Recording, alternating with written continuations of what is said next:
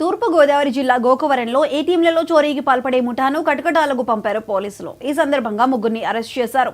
మరొకరు పరారయ్యారు. నిందితుల నుంచి కారు స్వాధీనం చేసుకున్నారు. పట్టుబడ్డ నిందితులు పల్నాడు జిల్లాకు చెందిన ఏపూరి బెనర్జీ, రాజపూడి రాకేష్, గణేష్లుగా గుర్తించామని పోలీసులు వెల్లడించారు. గోకవరం ఎస్బీఐ ఏటీఎంలో చోరీకి పాల్పడుతున్న సందర్భంలో ఎస్ఐ పవన్ కుమార్ గమనించి వెంబడించారు. పోలీసుల రాకను గమనించి పారిపోతుండగా పోలీసులు గుమ్మలదొడ్డి వద్ద పట్టుకున్నారు.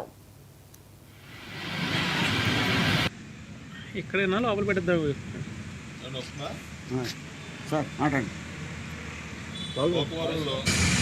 అందరితో పాటు కష్టపడ్డా ఎక్కువ బాధ్యతలు ఉన్నాయి కాబట్టి నేను ఎక్కువ కష్టపడి ఈ యొక్క కేసుని ఛేదించడంతో పాటు కారుని ముద్దాన్ని కూడా పట్టుకున్నాడు.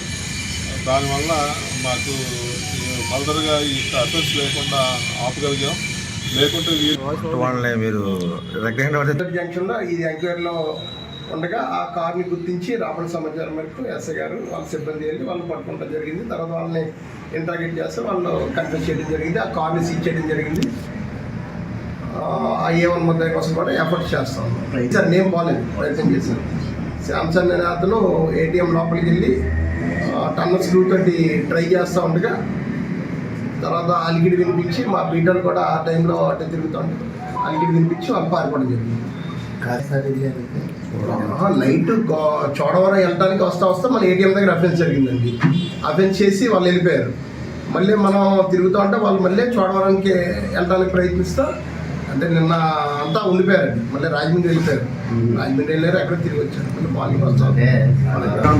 అంతా కూడా వాళ్ళండి గుంటూరులో రెసిడెంట్స్ ఉంటున్నారు. వాళ్ళ ఫాదర్లు వీళ్ళంతా కూడా ప్రజెంట్ వాచ్మెన్ కింద చేస్తూ ఉన్నారు అపార్ట్మెంట్లో. మధ్యలో ఇద్దరు డ్రైవర్లు అండి.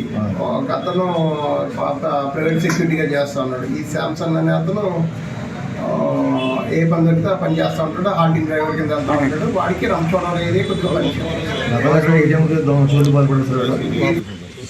ఫోటోలు తీసుకోండి.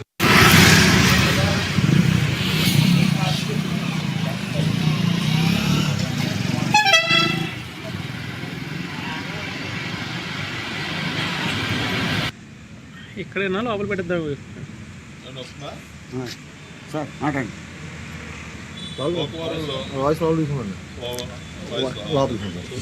ఫోటోలు తీసుకోండి.